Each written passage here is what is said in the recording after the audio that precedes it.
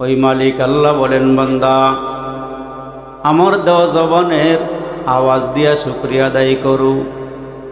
জবানের জিহ্বা আমার দেওয়া, দুইটা ঠোঁট আমার দেওয়া, চক্ষুগুলো আমার দেওয়া, নাকটা আমার দেওয়া, দুইটা হাতও আমার দেওয়া।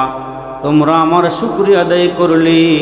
আমি আল্লাহ তাআলার ছেলে নাই, মেয়ে নাই, আমার বিবি নাই, বাচ্চা নাই। তোমরা মানুষেরা, মুসলমানেরা আমার শুকরিয়া আদায় করলে আমি আল্লাহ খুশি হয়ে যাই। আপনার আমার পয়গম্বর রহমাতাল লিল আলামিন টয়লেটে গেলেন। একজন সাহাবীরে বললেন, ও সাহাবী, তুমি একটা কাজ করো, আমার জন্য একটু পানি নিয়ে দাঁড়াও। আমি টয়লেট থেকে বের হইয়া পানি নিয়ে ওযু করব। ওই সাহাবী এক লোটা পানি নিয়ে দাঁড়াইয়া আছেন। আল্লাহর রাসূল রাহমাতাল লিল আলামিন টয়লেট থেকে বের হইলেন। বের হইয়া কদমটা জমিনে লাগাইয়া জমিনের থেকে এক টুকরা মাটি নিলেন। ওই মাটি নিয়ে রাসূল তায়াম্মুম করে নিলেন। একটু সামনে অগ্রসর হইয়া সাহাবীর হাত থেকে পানির লোটা নিয়ে ওযু করলেন। ওই সাহাবী ডাক দিয়ে বলে, ওগো আল্লাহর নবী, আপনি কয়েক কদম সামনে আগাইলেই তো আমার নিকট থেকে পানি নিয়ে ওযু করতে পারতেন। ওগো আল্লাহর রাসূল, আপনি টয়লেট থেকে বের হইয়া মাটি নিলেন, তায়াম্মুম করলেন, কারণটাকে আমার একটু বলবেন?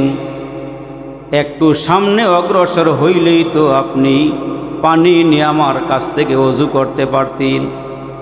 আল্লাহর রাসূল ডাক দেয়া কই, সাহাবীরে, আমি জমিনে পা দিয়া কদম রাইখা মাটির টুকরা হাতে নিয়ে আমি তায়াম্মুম করার কারণ হইল তোমার পানি পর্যন্ত আমি রাসূল হেঁটে হেঁটে যাইতে পারবো, এই গ্যারান্টি আমি রাসূলের কাছে নাই।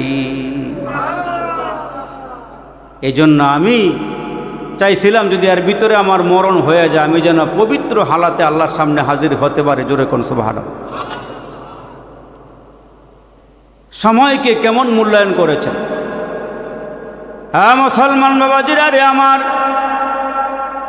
আল্লাহর রাসূল রাহমাতাল লিল আলামিন কালিমার দাওয়াত দেওয়া শুরু করলেন।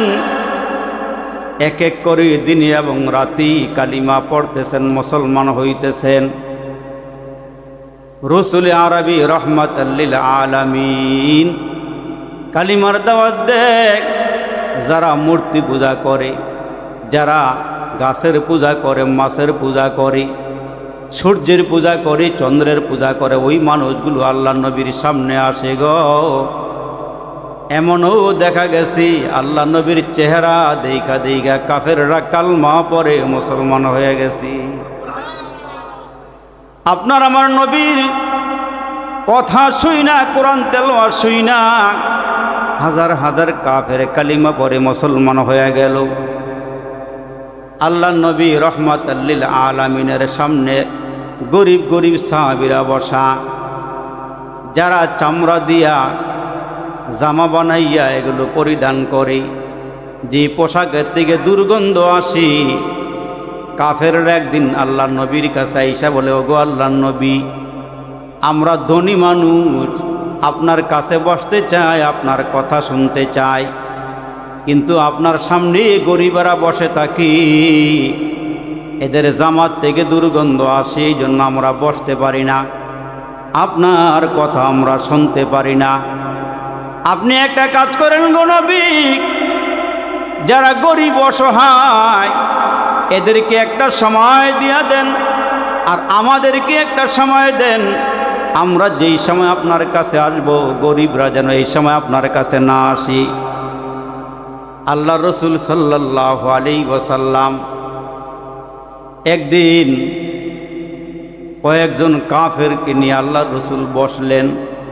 এদের সাথে আল্লাহর নবী মুজাকারা করতেছেন, আল্লাহর পরিচয় দিতেছেন। এমন সময় একজন অন্ধ সাহাবী লাঠিতে ভর কইরা কইরা আল্লাহ নবীর নিকট থেকে কিছু জানার জন্য আসছি। নবীজির কাছে আইসে ডাক দিয়া বলে, ও আল্লাহর রাসূল, আমি আপনার কাছ থেকে কিছু জানতে চাই। আমার দিকে খেয়াল করে কথা শুনবেন, স্বল্প সময় ওয়াজ করব বাপ, এদিক সেদিক মাথা ঘুরাইয়েন না, আমার দিকে তাকান, খুব খেয়াল করে কথাগুলো শোনেন। অন্ধ সাহাবী রসুলের কাছে আসছে, আল্লাহ রসুলের কাছে আইসা, আল্লাহর রসুল, ওই সাহাবী কাছে আইসা বসলেন আর বললেন, আল্লাহর নবী গো, আমি আপনার কাছে কিছু জানতে চাই। আমার নবী মনে মনে ভাবছেন, এই সাহাবী তো মুসলমান সাহাবী, সে তো যে কোনো সময় আমার কাছে আসতে পারবি, মাসআলা মাসাইল জানতেও পারবি। আর কাফেররা যেহেতু কালিমা পড়ে নাই, আমি এদেরকে একটু বুঝাইয়া সোজাইয়া কালমাটা পড়াই। কিন্তু ওই মুহূর্তে আল্লাহ রসুল বললেন, ও সাহাবী, তুমি একদিকে বসো, তোমার সাথে আমি পরে আলাপ করব, পরে কথা বলবো। তুমি যেইটা জিগাইতে চাইতেছ ওইটা আমি তোমারে পরে বলে দিব। আমার রসুল এই কথা বলি অন্ধ সাহাবীর একটু দূরে সরাইয়া দিলেন। অন্ধ সাহাবী রসুলকে কিছুই বলে নাই, বলে আমি পরেও জানতে পারবো। কিন্তু আল্লাহ ডাক দিয়া কয়, নবী গো, এইটা আমার ভালো লাগে নাই। সুবহানাল্লাহ কোন, এটা আমার ভালো লাগে। আল্লাহ সঙ্গে সঙ্গে আয়াত নাজিল করে দিলেন, অসবির নাফসাকা মাআল্লাযীনা ইয়াদউনা রাব্বাহুম বিল গাদাতি ওয়াল আশি ইউরিদুনা ওয়াজহাহু ওয়ালা তা'দু আইনাক। রসুলকে আল্লাহ ডাক দেয়, নবী গো, যেই ধনী লোকেরা আপনার কাছে আসছি, এদের দিকে আপনি মনোনিবেশ না হইয়া যারা কালিমা পড়েছে আপনি এদের সঙ্গেই লেগে থাকুন।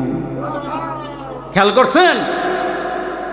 বলতেছে, ও নবী, যে কাফেরগুলো আপনার কাছে আসছে এদের দিকে মনোনিবেশ না হইয়া যে অন্ধ আপনার কাছে আসছে আপনি এদের দিকে মনোনিবেশ করেন। সুবহানাল্লাহ, জোরে খন। আল্লাহ আয়াত নাজিল করছে, আবাসা ওয়া তাওয়াল্লা আন জাআহুল আমা। ও রাসূল, আপনি মুখ ফিরাইয়েন না, ও নবী, আপনি চেহারা ঘুরাইয়েন না, আপনি বুরু কুঞ্চিত করিয়েন না। আপনার কাছে একজন অন্ধ আসছি, আপনি মন খারাপ করিয়েন না। যা জানতে চায় তা তারে বলে দেন। ধনীদের দিকে আপনার ফিরে তাকাইবার দরকার নাই। এরা আপনার কাছে আসলে ঈমান গ্রহণ করার জন্য আসে নাই, এরা আপনার রসুলকে পরীক্ষা করার জন্য আসছি। আর অন্ধ সাহাবী হয়তো আপনার নিকট থেকে কিছু যাই না, সে আমল করবি। এই রসুলের আরবির কালমার দাওয়াত চলছে, আপনাদের বেশি কষ্ট হইতেছে না? কষ্ট হইতেছে? সামান্য কটা কথা শোনেন। তো রসুল কালিমার দাওয়াত দেওয়া শুরু করছেন, আর মানুষেরা দলে দলে নবীর কাছে আসতে শুরু করল। নবীজির একজন বড় সাহাবী, 4 জন সাহাবীর মধ্যে একজন সাহাবীর নাম হলো হযরত আবু বকর সিদ্দিক। উনি মক্কা নগরীর সবচেয়ে বড় ব্যবসায়ী, কোমল হৃদয়ের মানুষ, একবারে নরম তবিয়তের একজন মানুষ। এই একজন সাহাবী তখনও কালিমা পড়ে নাই। রসুল একদিন দাওয়াত দিয়ে বলেন, আবু বকর, পড়ো লা ইলাহা ইল্লাল্লাহ, লা ইলাহা ইল্লাল্লাহ। সাহাবীটা কেমন, নরম না গরম? কথা কয়, নরম না গরম? গরম নরম মিলে এই দুনিয়ার মানুষ, ঠিক কিনা জোরে কন। ওই বুড়া বেটায় গেছে ডাক্তারের কাছে। কার কাছে গেছে? একবারে বয়সে মাথা নুয়ে গেছে, ঝুঁকিয়ে গেছে। এমন একজন মানুষ ডাক্তারের কাছে গিয়া বলে, ডাক্তার, সারা রাত এই পিঠ ওই পিঠ, কত রকমের ঘুমাইবার চেষ্টা করি, আমার ঘুম আহে না, একটু ওষুধ বড়ি দিয়ে দেন। তো ডাক্তারেও ওই বার্ধক্য রোগীর দিকে তাকাইয়া, চেহারা সুরতের দিকে তাকাইয়া নয়নমুনা দেখে বলতেছে, এটা আসলে আপনার কোনো রোগ নয়, এটা বয়সের কারণ। কি এর কারণ? বয়স বেশি হয়েছে, বেশি হইলে মাঝে মাঝে এমনও হয়। ওই আচ্ছা ঠিক আছে, এটা গেল। কিছুক্ষণ পরে বলতেছে, স্যার, একবার খাইলে আরেকবার খাইতে মন চায় না। তো ডাক্তার আবার ঘুরায় ঘুরায় কয়, এইটাও আপনার বয়সের কারণ। এটাও কি? বয়সের কারণ। তো এক কথা দুই কথা বলতে বলতে যেইটা জিগা এইটাই খালি বয়সের কারণ। এই বেটায় সিটটা গিয়া ফায়ারে মারছে এক থাপ্পড়, এমন জোরে থাপ্পড় দিছে ডাক্তাররে শেষ সহ ফলাই দিছে। শেষ সহ যখন ডাক্তাররে রুগিয়ে ফলাই দিছে, ফলাই দেওয়ার পরই এবার বয়স্ক বেটায় ডাক্তারের দিকে ছায়া রইছে, ছাওয়ার পরে দিয়া বরাবর বলতেছে আপনারা জিগাইলাম আর উত্তর দিলেন, এটা কেমন লাগলো মাইটা যে খাইলেন? এইটাও বয়সের কারণ। এইটাও বলে বয়সের কারণ। বেটা এলো তাঁতি মেজাজের, গরম মেজাজের মানুষ আর কি। তো নবীর সাহাবির মধ্যে গরমও আসিল আবার নরমও আসিল। ওমরের মতন সাহাবি নরম না গরম? একটু জোরে কন, নরম না গরম? আবার দেখবেন একজন নরম মানুষই এর সামনে যদি আল্লাহর বিরুদ্ধে কোনো কথা কয়, নবীর বিরুদ্ধে কোনো কথা কয়, দেখবেন এই বেটা নরম হইল ওই মুহূর্তে বেটা গরম হয়ে যায়। ঠিক কিনা জোরে কন? আবু বকর সিদ্দিক হায়াতের জীবনে একবার গরম হয়েছিল। কেমন গরম হয়েছে? রাস্তা দিয়ে হাঁটতেছেন আর সামনের দিক থেকে দুই কাফের মিল্লা আসতেছে, আর ওই দিনই নবীজির ওপরে একটা আয়াত নাজিল হয়েছে, সাহাবীরা জানার আগে কাফেররা জানালা। আল্লাহু আকবার জোরে কন। আয়াতটা নাজিল হয়েছে কি? আল্লাহ কইছে ওয়াকরিদুল্লাহ করদান হাসানা, একজন আরেকজনকে কর্জে হাসানা দাও, এটা দান করার চেয়ে আরো বেশি সওয়াব। সুবহানাল্লাহ জোরে কন। আয়াত নাজিল হইছে আল্লাহুল গনিয়্যু ওয়া আনতুমুল ফুকারা, আল্লাহ কইছে জগতের সব মানুষ গরিব আর আমি আল্লাহ ধনী। আর যখন কইছে যে তোমরা একজন আরেকজনকে ঋণ দাও, একজন আরেকজনকে সহযোগিতা করো, তখন দুই কাফের হাঁটতে হাঁটতে আবু বকর সিদ্দিকের কাছে আইসা এক কাফের আরেক কাফেরকে ডাক দিয়ে বলে, এতদিন পর্যন্ত যা জানছিলাম শুনছিলাম যে মুহাম্মদ মক্কা নগরীতে গরিব, আর আজকে খবর পাইলাম মুহাম্মদের আল্লাহ বলে গরিব। জোরে নাউজুবিল্লাহ কোন। সময় বেশি হয়ে গেছে গা, আপনাকে মনে একটা বেশি মজা লাগতেছে না? কিন্তু হা না কইলে বুঝবো যে আপনারা মনে হয় কিছু শুনবেন। আবু বকর সিদ্দিক আল্লাহর একজন প্রিয় মানুষ, প্রিয় বান্দা, নবীর প্রিয় একজন উম্মত, তারে শোনায় শোনায় কইতেছে এতদিন শুনতাম মোহাম্মদ গরিব, আর আজকের থেকে শুনতেছে মোহাম্মদের আল্লাহ বলে গরিব। এই কথাটা বলার পরে আবু বকর সিদ্দিক আসলে নরম দিলের মানুষ, উনি এমনই গরম হয়েছে, একবারে মনে করেন জামার হাতাটা বইটা হাতের মধ্যে একটু শক্তি আইন না ওই ইহুদির এমন একটা সর লাগাইয়া দিছে, এমন একটা থাপ্পড় লাগাইয়া দিছে, নরম বেডার নরম মেজাজের মানুষের গরম যখন হয়ে গেছে গা, পুরা শরীরে যখন মুসলমান শক্তি আয়ে পড়ছে, এক থাপড়ায় বেড়ায় ওই ইহুদি ঘুরতে ঘুরতে আসলে ওসাদ গেছে গা নিসাদ। সুবহানাল্লাহ জোরে কর। আসলে ওসাদ গেছে গা কই? নিসাদ গেছে গা। যখন গেছে গা গিয়া গৈরাইতেছে আর কইতেছে, আবু বকর আমার অনর্থক মারলা কেন? আমি তো ঠিকই কইছি, আমার এইভাবে তুমি প্রহার করলে কেন? আবু বকর সিদ্দিক কথা বাড়াইলে আরেকটা দিন। সুবহানাল্লাহ কর না, কথা বাড়াইলে আরেকটা দিন। আল্লাহু আকবার। এইবার এই ইহুদি মনে মনে কয়, নরম মাটায় যে গরম হয়েছে আজকে আমারে শেষ করে লাইব। এইবার সোজা চলে গেছে আপনার আমার নবীর দরবারে, যে দুনিয়াতে একটা আদালত আছে যেই আদালতে কোনো ঘুষ টুস চলে না, তলদেও চলে না, উপরদেও চলে না। এমন দুনিয়াতেও বিচার করানোর নেতা আছে যারে ঘুষ দেওয়ান যায় না, ঘুষ দিয়ে বিচার করানো যায় না। আবার কিছু গ্রামের মধ্যে মাতবর প্রধান এমনও আছে ঘুষের লেগে বই হই থাকে, তারা কথা কইতো না। দুই গ্রুপে মারামারি লাগায় বেটা খালি বেটকিতে চাইয়াতে হেরা কোন সময় যাইব? কিও ঠিক নিও, রাগ হইতেছেন? আমরা তো কাছাকাছের মানুষ, তো দুই গ্রুপে লাগছে মারামারি। এক গ্রুপে একটু শক্তি বেশি, আর এক গ্রুপের একটু শক্তি কম। যারা মার খাইছে গ্রামের বড় মাতবরের কাছে গিয়ে বলছে, মাতবর সাহেব এই বিচারটা করে দেন। বিচার যে করমু সবই ঠিকঠাক আছে, বিচার কবে করতাম? কয় তাজা না করলে এটা বাসি হয়ে গেলে গা বিচারটা তেমন ভালো হইতো না, তাজা থাকতে করে দেন। এখন এই বেটায় কয় কবে করলে ভালো হয়? কয় আগামীকালকের ভিতরেই করে দেন। এই বেটাকে একটা সুযোগ আইছে, তুমি আগামীকালকে বিচার করার কথা কইতেছ, আগামীকালকে তো আমার ডাক্তারের সিরিয়াল। এখন মারি খাওয়াই না গুরু মনে মনে কয়, এই বেটায় যেই খাওয়াই না, এই বেটারে না খাওয়াইলে বা হইতো না। পকেটের থেকে হাত ঢুকাইয়া দিয়া যখন টেহাটা আলগে দিছে সায়া দেয় 5,000 টেহা। মাতবার সব লোন আপনি এটা দিয়ে আশেপাশের ডাক্তারের কাছ থেকে ট্রিটমেন্ট করেন, এই মেয়ে বসো, ট্রিটমেন্ট করেন, 2 দিন ভরে টাকা যায়। এবারে একটা হাসি দিয়ে কয় তখন লেগে আর পারলাম না, তখন লেগে আর পারলাম না। লইছে কয় হাজার, কথা লইছে কয় হাজার। আরে কাছের মানুষ, নিজের মানুষ ওয়াশ করতে বলা, কোনা কাঞ্জি ভাঙ্গে ভাঙ্গে ওয়াশ করুন যায়, ঠিক কিনা জোরে কন।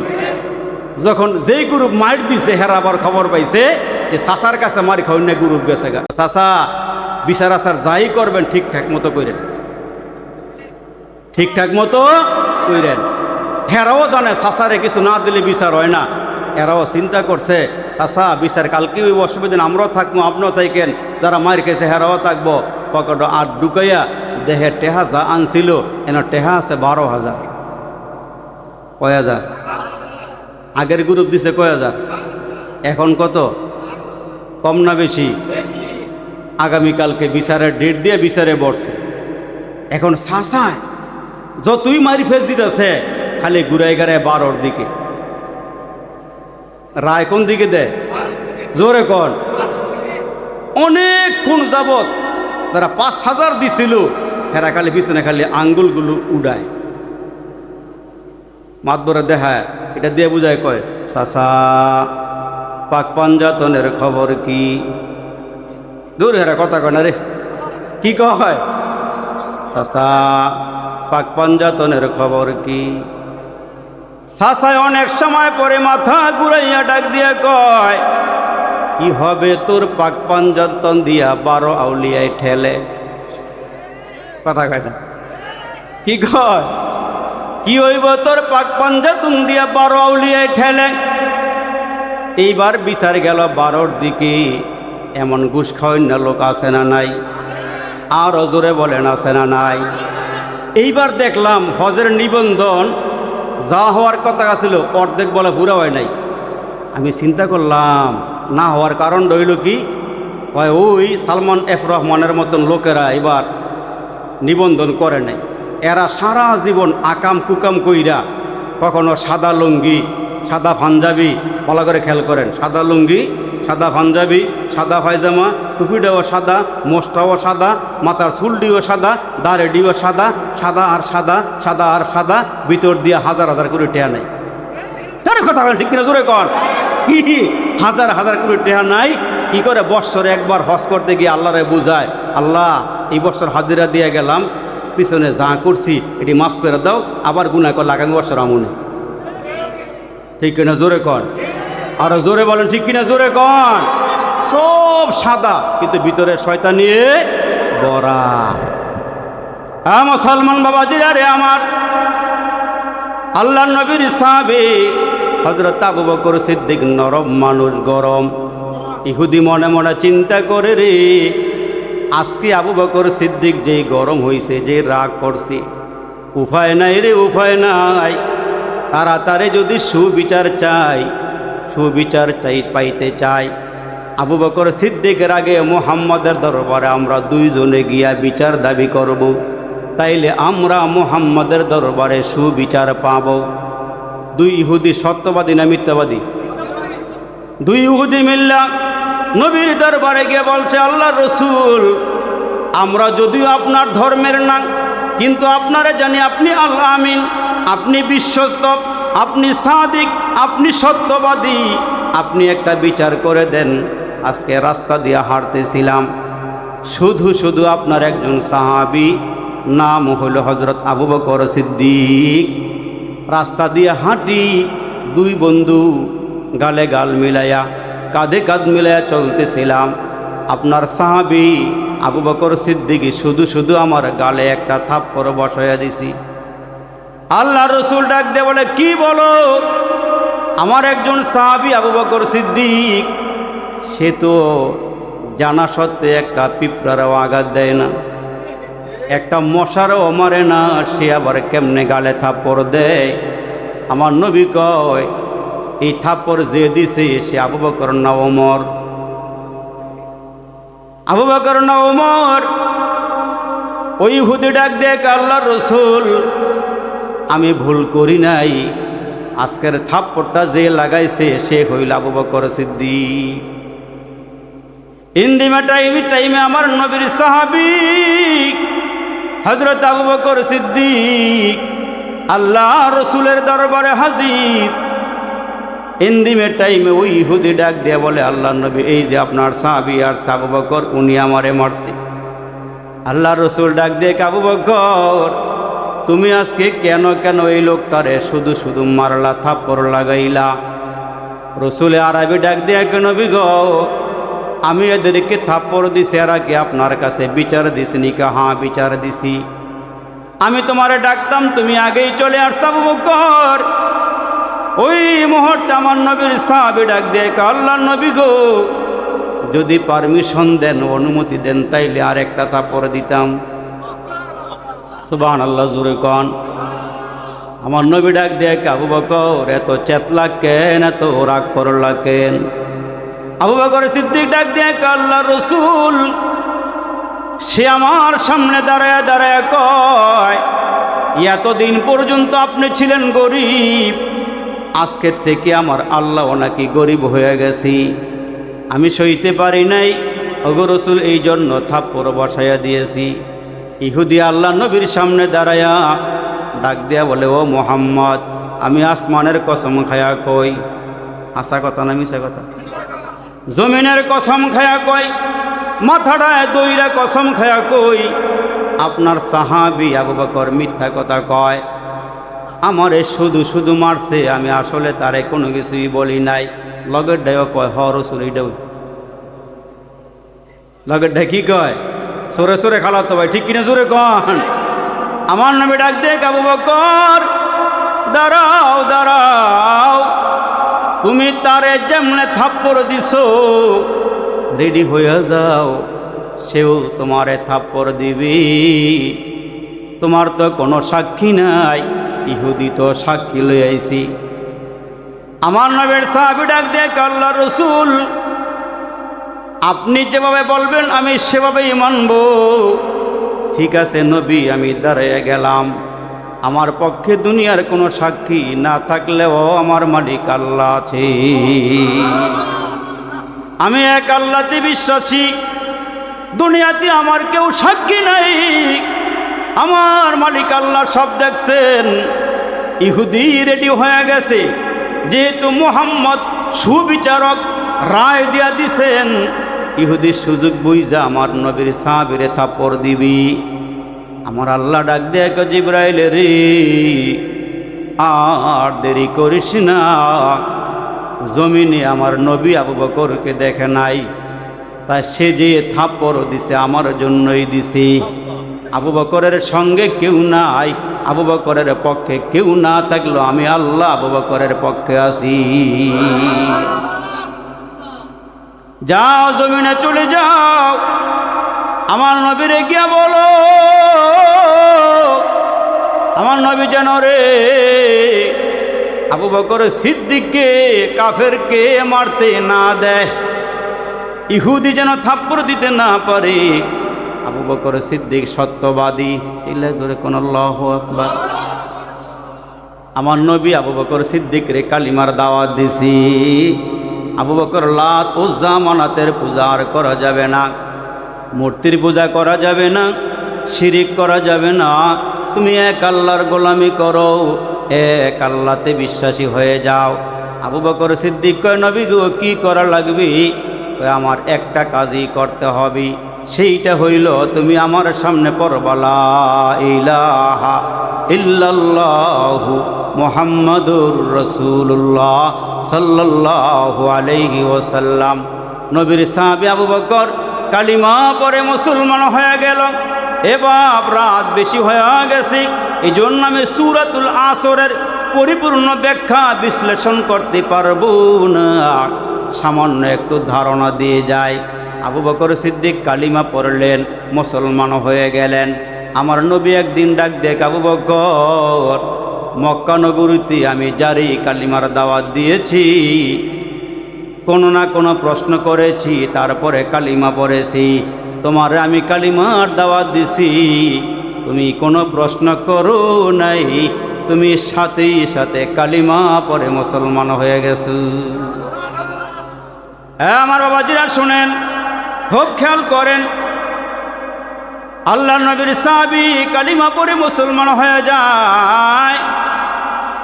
এরে বাপ, কয়েকদিন পর আবু বকর সিদ্দিক নবীর কাছে আসছেন।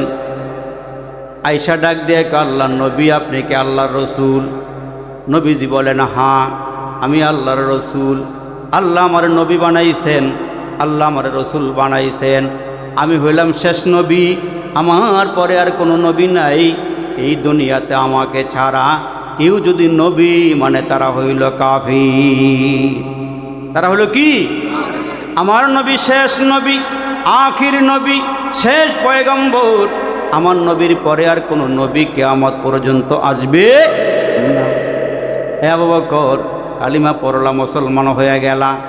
আবু বকর কয়, নবী গো, আপনি যে আল্লাহর রসুল, আপনার কাছে কোনো প্রমাণ আসেনি, কোনো ডকুমেন্টস আসেনি? রসুলে আরবি নিজে নিজে কোনো কিছুই বলে না, আল্লাহর পক্ষ থেকে যাই না বলেই। ইন্দিমে টাইমে জিবরাইল আমিন নবীর কাছে আইসা হাজির হয়ে গেল। ডাক দিয়া কয়, নবী গো, আবু বকর সিদ্দিক জানতে চায় আপনি আল্লাহর নবী কিনা, আপনি বলে দেন। আবু বকর, তুমি যে আজ থেকে 5 বছর আগে সিরিয়াতে ব্যবসার মালামাল আনতে গিয়েছিলা, ওইখানে একটা তাঁবুর ভিতরে ঘুমাইতেছিল, অবস্থান করতেছিলা, ওইখানে যে একটা নবী নিয়ে স্বপ্ন দেখেছ, ওইটাই হইল আমি নবীর নবুয়াতের দলিল। কয় বছর আগে? জোরে কন্যা, কয় বছর আগে? আবু বকর, তুমি যে 5 বছর আগে সিরিয়াতে গিয়া ব্যবসার মালামাল আনতে গিয়েছিলা, ওইখানে গিয়ে একটা স্বপ্ন দেখেছ, ওই স্বপ্নটা হইল আমি নবীর নবুয়াতের দলিল। আবু বকর সিদ্দিক কি স্বপ্ন দেখল? সিরিয়াতে ব্যবসার মালামাল আনতে গিয়ে একটা তাঁবুর ভিতরে আরাম করতেছিলেন, ঘুমাইতেছিলেন। ঘুমের ঘরে স্বপ্নে দেখলেন ওই যে আকাশে একটা সূর্য আছে, ওই সূর্যটা আকাশ থেকে ছিঁড়ে গিয়া খানায় কাবাতে পড়ে গেছে। আকাশের সূর্যটা ছিঁড়ে গেছে, খানায় কাবার উপরে পড়ে গেল। খানায় কাবা বাইতুল্লাহর ছাদে পড়ে ওই সূর্যটা টুকরা টুকরা হয়ে গেল। ঘুমের ঘরে স্বপ্নে দেখতেছেন হযরত আবু বকর সিদ্দিক। ঘুম ভাঙ্গার পরে এই স্বপ্নের ব্যাখ্যা জানার জন্যে চলে গেছেন একজন পাদ্রীর কাছে, জাননেওয়ালা ব্যক্তির কাছে, ইহুদি পাদ্রীর কাছে গিয়ে বলে, ও ইহুদি পাদ্রী পণ্ডিত, আমি একটা স্বপ্ন দেখেছি ঘুমের ঘরে, দেখলাম আকাশের সূর্যটা টুকরা টুকরা হয়ে গেছি, ওই সূর্যটা টুকরা টুকরা হইয়া মক্কার ঘরে ঘরে পৌঁছতেছি। ব্যাখ্যা জানতে চাই, আমার একটু ব্যাখ্যা বিশ্লেষণ করে দেন। ওই মুহূর্তে ইহুদি পণ্ডিত ডাক দিয়া বলে, হে আল্লাহর বান্দা, তোমার নাম কি? আমার নাম হল আবু বকর সিদ্দিক। কয়, শোনো, অচিরেই মক্কা নগরীতে একজন নবীর আগমন হবে, যেই নবীর নাম হবে মুহাম্মাদুর রাসূলুল্লাহ সাল্লাল্লাহু আলাইহি ওয়াসাল্লাম। আর নবী মুহাম্মদ কালিমার দাওয়াত দিবি, আর ওই কালিমার মালা তোমার গলায় তুমি পরবা, কালিমা পরে মুসলমান হয়ে যাইবা। আর মোহাম্মদ মক্কার ঘরে ঘরে কালিমার দাওয়াত দিবি। আকাশের সূর্য হলো কালিমা, আর টুকরা টুকরা হইয়া যে মক্কার ঘরে ঘরে সূর্যটা পৌঁছলো, আসলে সূর্য নয়, মক্কার ঘরে ঘরে মোহাম্মদের কালিমার আওয়াজটা পৌঁছবি। আবু বকর সিদ্দিক কালিমা পড়ে মুসলমান হয়ে গেল। মক্কা নগরীর সফল ব্যবসায়ী, উঁচু মাপের ব্যবসায়ী, বিশাল বড় দোকান, দুইজনে পার্টনারে ব্যবসা করে। আবু বকর সিদ্দিক কালিমাটা পইরা ওই বড় মজা লাগে, বড় স্বাদ লাগে, দিলের ভিতরে কালিমা ঢুইকা গেছি। দেখবেন যেই লোকটা নামাজের মজা বইজা ফেলাইছি, তারে ফাঁসির কাস্তে ঝুলাইল, সে নামাজ ছাড়তে চায় না, ঠিক কিনা জোরে কন? আর যারা নামে মুসলমান, এরা আজান হইল ছাড় দোয়ান ছাড়তো না, এরা আজান হইল গাড়ি বন্ধ করতো না, এরা আজান হইল বাজারে টই টই করে ঘুরবো, ওয়াজ মাহফিলের আওয়াজ শোনার পরও ছাড় দোয়ান ছাড়তো না। এরা আইতেও না, বসতেও না, আর ওইখানে বৈশা বৈশা কইব এই ওয়াজ ইউটিউবও আছে। এই ওয়াজ আমরা আগে বড় অনেক শুনছি, আইতোটা। কিন্তু যারা দিলের ভিতরে কালিমা ঢুকাইছে, একে মারলেও এরা নামাজ ছাড়ে না, এরা আলেম ছাড়ে না, মসজিদ ছাড়ে না, মাদ্রাসা ছাড়ে না। আর যারা নামের মুসলমান, এরা হলো ওই পাখির মতো। একজন বুজুর্গ আল্লাহওয়ালা বাজার থেকে একটা ময়না পাখি কিনে আনছে, খাঁচার ভিতরে বন্দি করছে। আর এই খাঁচার ভিতরে পাখিটারে বন্দি কইরা এই ময়না পাখির পাশে বৈশা বৈশা বুজুর্গ তারা একটা কবিতা শিখাইছে। কবিতা শিখানোর উদ্দেশ্য, কখনো যদি এইটাকে আমি কবিতাটা ভালো করে মুখস্থ করায় যদি খাঁচার ভিতর থেকে ছেড়েও দেই, তাহলে এইটা কখনো শিকারি দেখলে শিকারির হাতে আর ধরা পড়বে না। এই জন্য বুজুর্গ কষ্ট করে কইরা ওই পাখিটারে কবিতা শিখাইছে। শিকারি আসিবে জাল ফেলিবে, শিকারি আসিবে জাল ফেলিবে, খাবার ঢালিবি খাবার খাব না, ধরাও দিব না। খাবার ঢালিবি খাবার খাব না, ধরাও দিব না। এখন আল্লাহর ওলি মাঝে মাঝে এই পাখিটারে টেস্ট করে, কাছে গেলেই এখন ওই ময়না পাখি খালি কয় শিকারি আসিবি জাল ফেলিবি, খাবার ঢালিবি খাবার খাব না, ধরাও দিব না।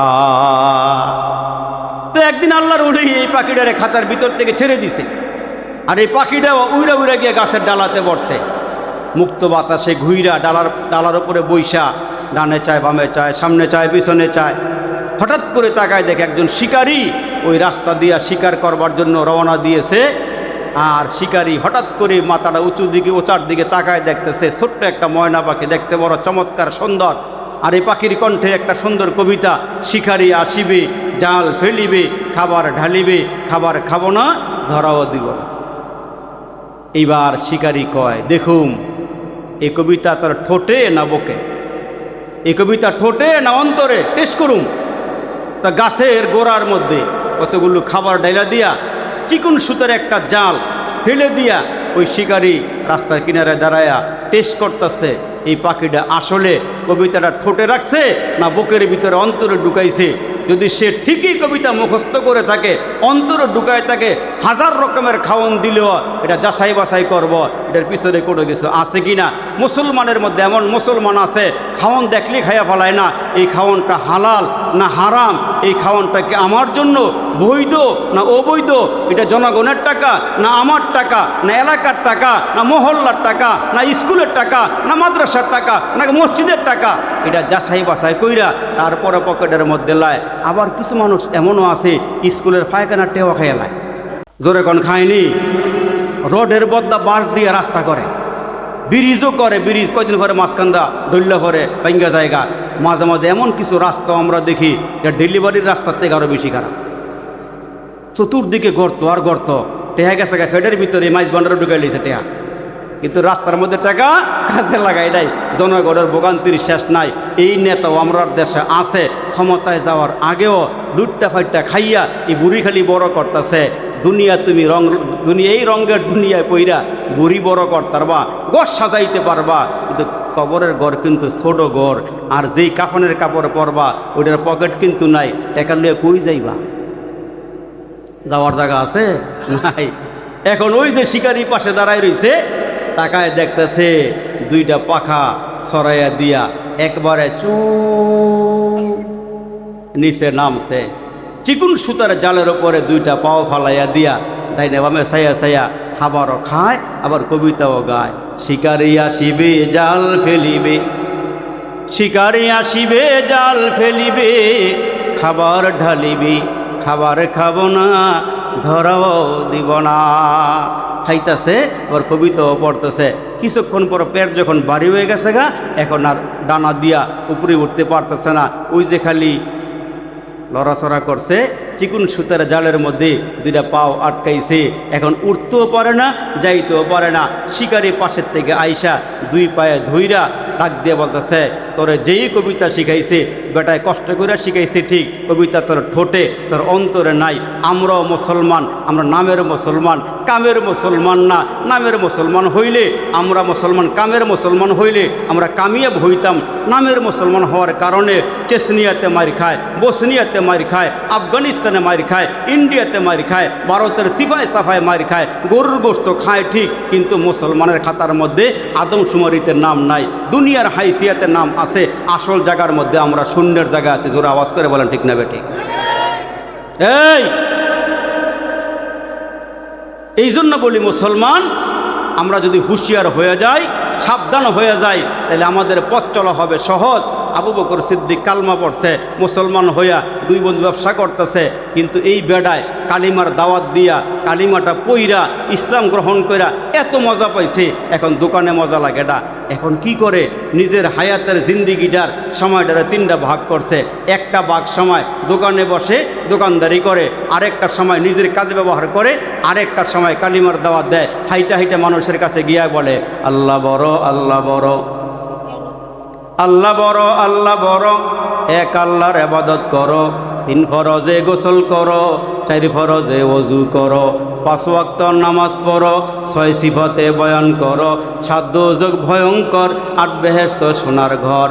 যদি চাও বাঁচতে চলে যাও গাছতে, আসার আগে আজরাইল চলে যাও কাকরাইল, আর কইর না ভঙ্গি চলে যাও টঙ্গি।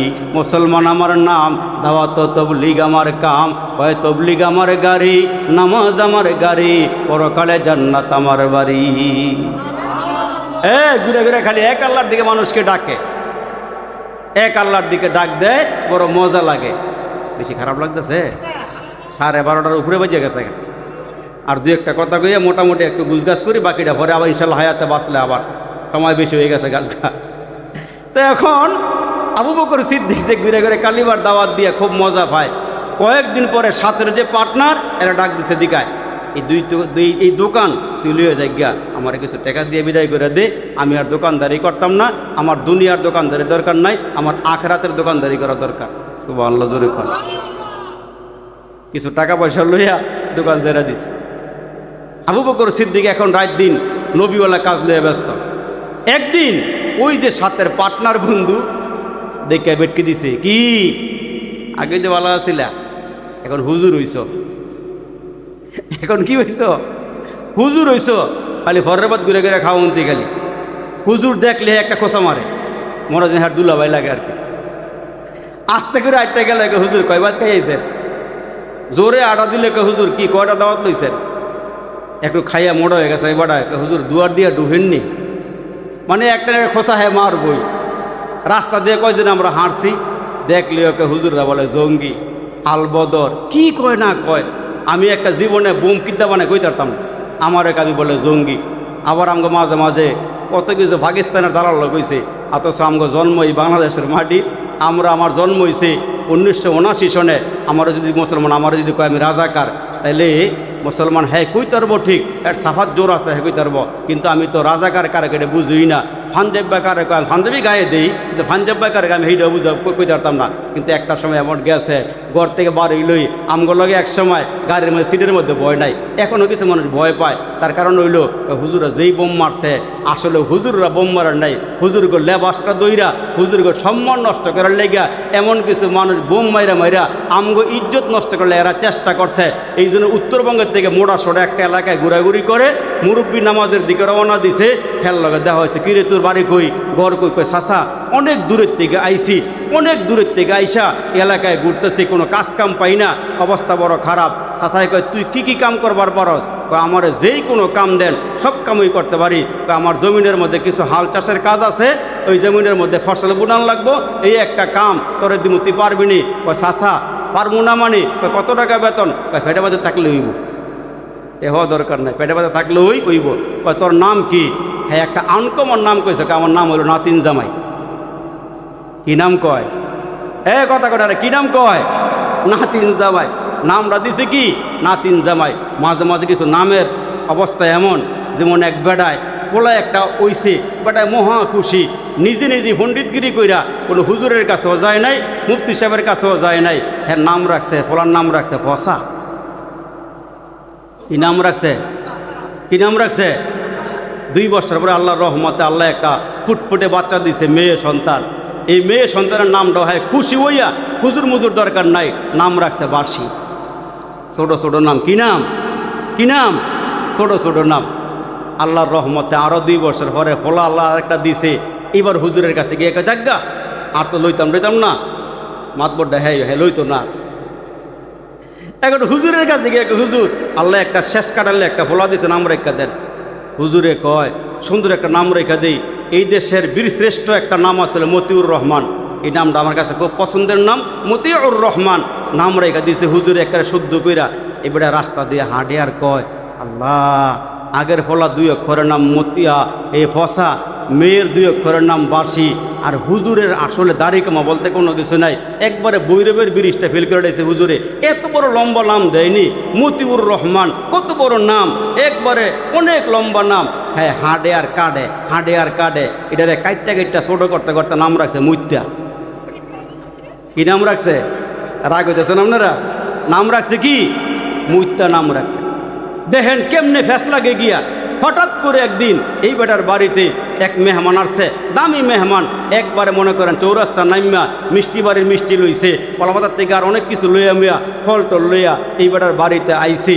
মাশাল্লাহ সুন্দর করে বেটারে ডাইনিং টেবিলে বসাইছে, বসায় হাত মুখ ধোয়া ফ্রেশ করাইয়া একটা টিস্যু আগায় টাগায় দিয়া ডাক দিছে কসাবাতান। কি ডাক? ভালো করে খেয়াল করেন, কি ডাক দিছে?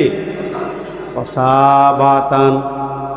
বেড়ায় মোটে মোটে কয় মিষ্টি বাড়ির মিষ্টিটা আমার বিফলে গেল, এত টাকার ফল আনলাম এইটাও বিফলে গেল। কিছুক্ষণ পরে ডাক দিছে বাসি তরকারি আন। ফসা ভাতের লগে বাসি তরকারি দিলে খুব মজা হইব না? হ্যাঁ কথা কর না, মজা হইব না? জাগা 2টা কোন রকম সারছে। কিছুক্ষণ পরে ডাক দিয়া কয় মুইতা ফানি আন। কি আনতো কয়? ফ্যাস লাগছে না লাগে নাই? বেটা কয় থাকবো না ভাগবো। বেটায় কি কয় থাকবো না? বেটায় দৌড় শুরু করছে যাবার লাগে। ডাক্কা কে ভাই ভাত তরকারি হাজির, কি হয়েছে আপনার জান কই? ভাই দরকার নেই, ভাত আমার খাওয়ান লাগতো না, মিষ্টি মিষ্টি আপনার এই খান, আমি গেলাম। টাইম নাই, টাইম নাই না ডেনে বয়েছে। কি সুন্দর খাবার। ভাই এগুলি বললেন কে লেগা? রাগ করে না, পোলার নাম কষা, মায়ের নাম বাসি, শেষেরটার নাম হলো হেইডা, রাগ করে না ভাই খাইয়া যান। নামে নামে অনেক সময় ব্যস্ত লেগে জায়গা এমন আছে না নাই? জোরে কোনো আছে না নাই? বেশি রাগ হইতেছেন আপনারা? রাগ হয়ে রাগ হয়ে শেষ মুহূর্তে ঘুমাইয়া পড়বো তো, এই জন্য একটু ঘুমটারে দূর করলাম আর। হ্যাঁ মুসলমান বাবাজিরা রে আমার, আবু বকর সিদ্দিকের সঙ্গে ওই বেঈমান বন্ধুর সঙ্গে দেখা হইল। আবু বকর আগেই তো বলা ছিল, এখন হুজুর হইয়া শেষ করছো। কোসা একটা মেরা দিছে। কেন রে ভাই কি হইছি? কয় দেখো যেই দোকান দিয়েছিলে একটা দোকান দিয়ে আমি আর কয়েকটা দোকানের মালিক হইছি। তোমার তো যা ঘরটাও নাই, তোমার পরনের ভালো জামা কাপড়ও নাই, তোমার জীবন শেষ, তোমার জীবন বিফল, তোমার জীবন বিফল।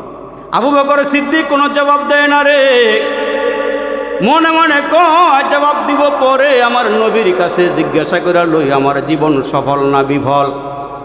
আমার বন্ধু কইল আমি নাকি শেষ, আমার জীবন নাকি বিফল। ঠিক আছে, আল্লাহর রসুলের দরবারে চলে গেলেন। আল্লাহর নবী গো,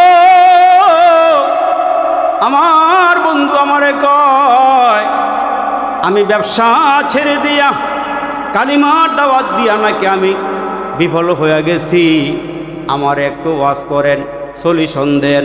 ও নবী, আমার জীবন সফল না বিফল?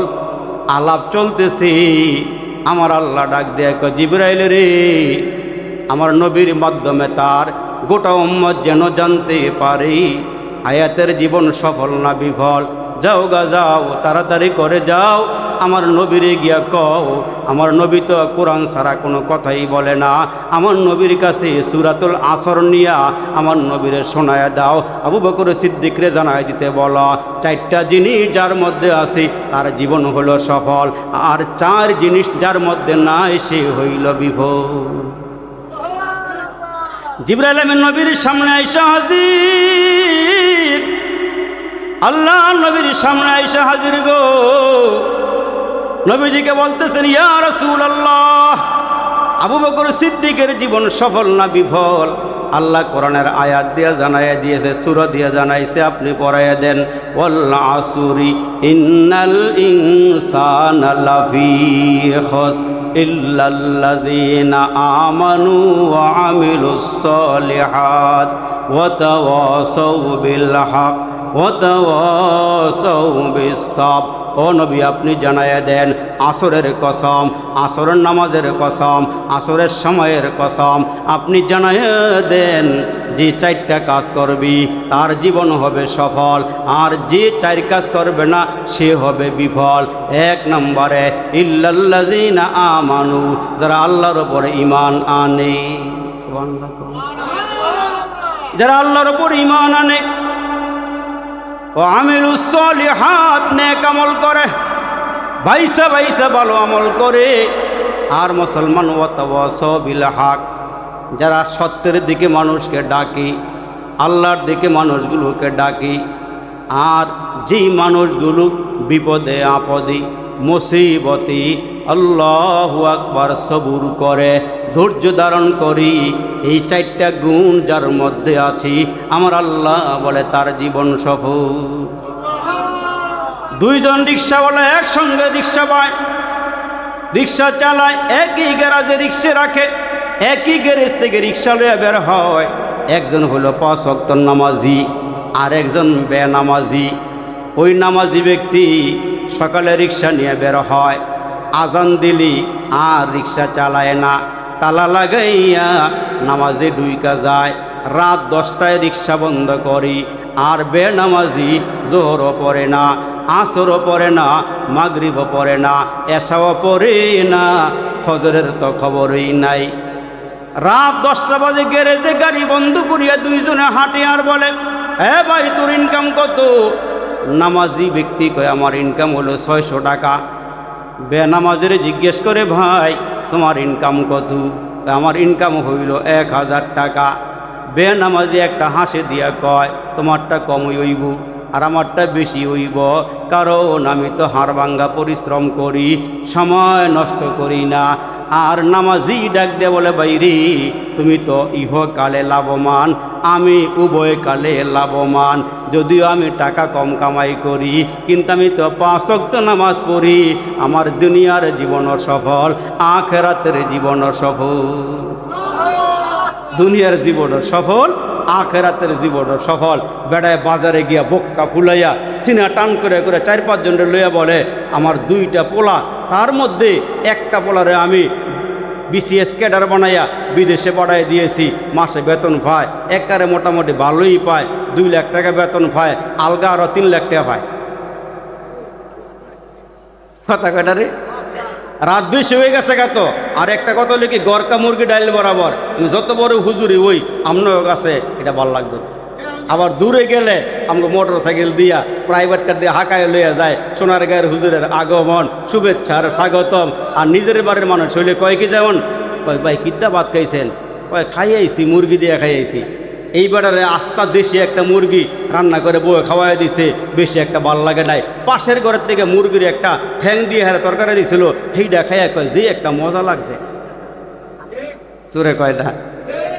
এই জন্য যদি জৈনপুরবাসী, এলাকাবাসী ঢাকার থেকে একটা বড় হুজুর আনতাম হায়ার করে, বলল না একটা হুজুর আইছে, যত দূরে যাই কোক না কেন, হুজুর একটা আনছি।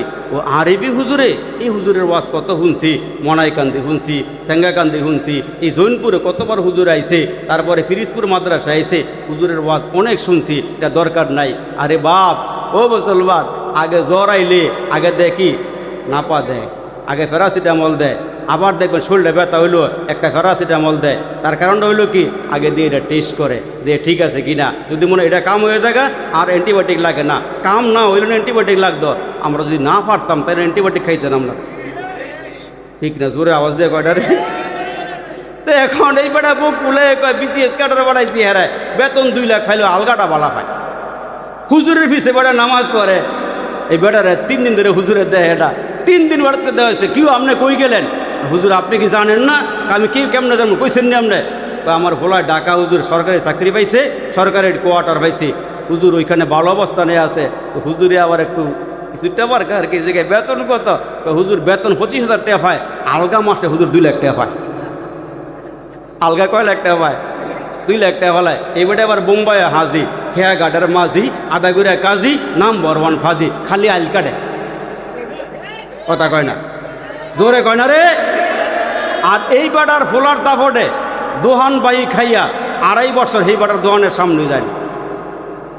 রাত 2:30 বাজে উঠটা গোবেতে উঠে বেটা দেখে 7টার বাইরে উড়াইছে একটা মশার কয়েল দিয়ে। মশার কয়েলটা লইয়া কবে টেহাটা দেন, সকালে দি মনে। এই সকাল করতে করতে কয় বছরের সকাল গেছে, হ্যাঁ টেহাটা দেয় নাই। বেটারা কিছু কইলে কয় আমার ভোলা করলাম 5টা, এই বেটাকে ভোলা দিয়ে 4টা, কয় আমি সহ আছে না নাই? সরে কোন আছে না নাই? এই দাফর দিয়া চলে। কি কইতাছে? আমার বলায় মোটামুটি যা পায় আলগাটা ভালা পায়। হয়তো আরেক কাজে আছে, এইটা মাদ্রাসায় লেয়াপড়া কইরা এটা বেশি একটা পড়ছে না, বেশি আগেই তো পারছে না, গ্রামের মসজিদ ইমামতি করে আর আমার জমিন জামাটি দেখা টেকা রাহে। এখন যেই ফোলায় 5 ওয়াক্ত নামাজ পড়ে, জমি জামা দেখে, আবার লেগে দোয়া করে, বেটকে দিয়ে কয় আমার এই ফোলাটা এই ফোলার থেকে ভালা, এই বেটায় আখেরাত কামাই করতেছে, এইটা এর কাছে ভালো লাগে নাই। ওই যে সুদে ঘুষে খাইছে, পেটটা বড় করছে, বুড়িটা মুসলমান এমন বড় বানাইছে, মোনাকা করতে গেলে ভেটার লেগে মই বিলান যায় না।